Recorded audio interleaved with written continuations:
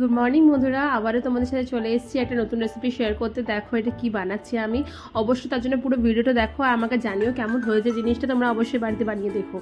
এই দেখো প্রথমে নিচ্ছে আমি 2 কাপ ময়দা। 2 কাপ ময়দা মানে পুরো কাটায় কাটায় নেবে, খুব বেশিও নেবে না খুব কমও নেবে না, কেননা পরিমাণটা হচ্ছে আসল। সঙ্গে বেকিং সোডা।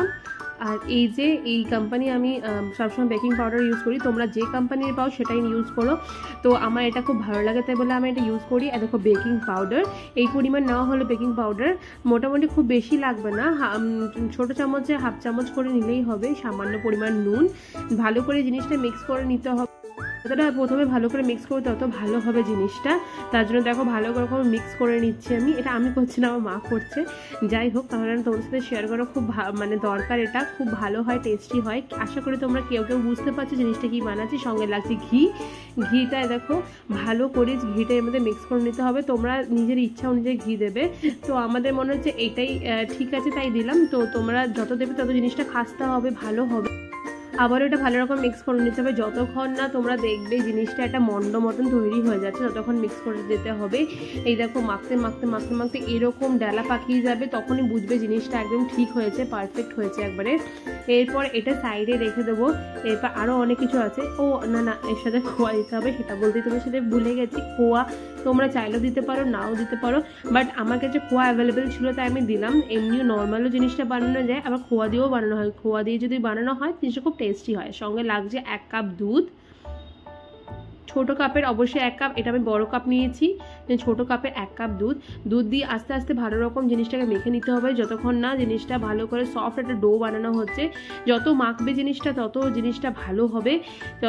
মানে এইটা মেন হচ্ছে তোমার যতটা থাসবে জিনিসটাকে, যেটা বলা হয় মাখার পর যে জিনিসটা থেসে মাখা হয়, এরকম যত জিনিসটা করবে তত জিনিসটা মানে খাস্তা আর খুব সুন্দর টেস্টি হবে। এই দেখো ভালো রকম মেখে নিচ্ছি।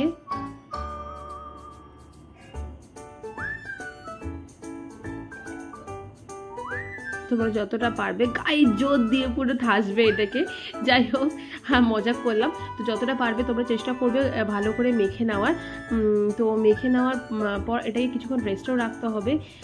যাই হোক, দেখো এভাবে কন্টিনিউ মেখে দিচ্ছে মা।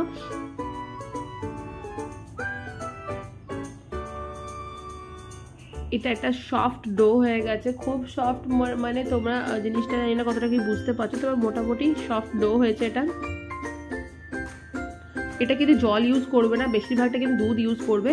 আর দেখো 1 বাটি পরিমাণ আমি চিনি নিচ্ছি। চিনিটাকে আমি রস তৈরি করব চিনির। তো সেটার জন্য এটা আশা করি সবাই বুঝে গেছো কী বানাচ্ছি। এটা হচ্ছে গজা বানাচ্ছি, তো ক্ষীরের গজা। তার জন্য 1 বাটি জল নিলাম। 1 বাটি চিনির সাথে 1 বাটি জল।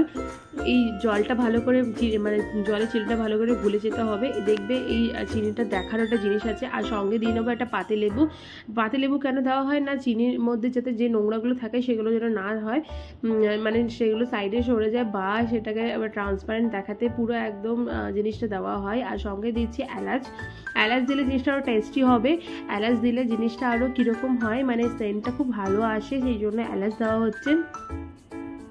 ভালো করে জিনিসটাকে ঘেটে নিতে হবে যতক্ষণ একটা তার বা দুটো তার না হচ্ছে। তোমাদের দেখিয়ে নেবো কীরকম টাইপের চিনির রসটা হবে। ততক্ষণ জিনিসটাকে নেড়ে নেড়ে কম করে নিতে হবে। এটা দেখো এরকম নেড়ে নেড়ে করে নিতে হবে, ফুটতে দিতে হবে। হাই ফ্লেমে করবে এটা গ্যাসের মধ্যে। এই দেখো এরকম টাইপের তার হতে হবে। তার যতক্ষণ না হচ্ছে ততক্ষণ তোমার জিনিসটা হবে না। এটা কিন্তু শুকনো গজাটা হয়। 2 ধরনের গজা হয়, গজাটা রসের গজা, একটা শুকনো গজা হয়। এটা মোটামুটি এটা শুকনো টাইপেরই করা হচ্ছে, খুব বেশি রসের যে ডোবানো থাকে সেই জিনিসটা করা হচ্ছে না। আর এই যে দেখো যে ডোটা মেখে নিয়েছিলাম, সেই ডোটা ভালো রকম এইভাবে কাটিং করে নিতে হবে। কয়েকবার প্রসেসটা এটা করতে হবে, 1-2 বারে হবে না। গজার যে লেয়ারগুলো থাকে সেগুলো এইভাবেই আসে, সেই জন্য ভালো করে কেটে মা এইভাবে বেলে নিচ্ছে জিনিসটাকে। যত বেলবে যত এইভাবে করবে তত লেয়ারগুলো খুলে আসবে, খুব সুন্দর হবে জিনিসটা। খেতেও যত টেস্টি লাগবে, দেখতেও সত্যি খুব ভালো লাগবে, কেননা এরকমভাবেই দোকানগুলোতে তৈরি করে। দেখো এটাকে আবার কাটিং করে আবার এটাকে বেলা হবে। যতক্ষণ না তোমার লেয়ারগুলো প্রপারলি আসছে ততক্ষণ এইভাবেই জিনিসটা করা হবে। মোটামুটি 5-6 বার তো মিনিমাম করতেই হবে। তোমরা যতবার ইচ্ছা করতে পারো, মোটামুটি 5-6 বারও বেশিও করতে পারো, 6-7 বা 8 বার করতে পারো, বাট এখানে 5-6 বারই মোটামুটি করা হয়েছে। তো তাড়াতাড়ি লেয়ারটা মোটামুটি এসছে, যেহেতু যত তোমরা এই জিনিসটা করবে তত লেয়ারটা আরও খুলে খুলে আসবে, জিনিসটা ভালো হবে। এই দেখো আবারও মোটামুটি 3 বা 4 বার এরকম দেখানো তোমাদের হয়ে গেল। এটা মোটামুটি 5-6 বার করা হয়েছে। এইভাবে আবারও বেলে নেওয়া হচ্ছে। এবার বেলে নিয়ে পর আস্তে আস্তে শেপে কেটে নিতে হবে, স্কোয়ার স্কোয়ার শেপে কাটতে হবে। এটা মোটামুটি এবার পাতলা করেই মোটামুটি বেলতে হবে, খুব মোটা দরকার নেই, কেন বাড়িতে বানানো তো। দোকানেরগুলো কি হয় একটু বড় বড় সাইজের হয়, যেহেতু ওদের পিস হিসাবে বিক্রি হয়, বাট বাড়িরটা তো তোমরা যেমন খুশি সেরকম শেপ দিতে পারো। দোকানে তুমি বিক্রি করতে যাচ্ছ না, তো যাই হোক, তো যেমন ইচ্ছে সেরকম কেটে নিতে পারো। মা এইভাবে কেটে নিয়েছে, এইভাবে ছোট ছোট ছোট ছোট আকারে কেটে নেবে তোমরা। এই জিনিসগুলো দেখবে খুব সুন্দর টেস্টি হবে খেতে।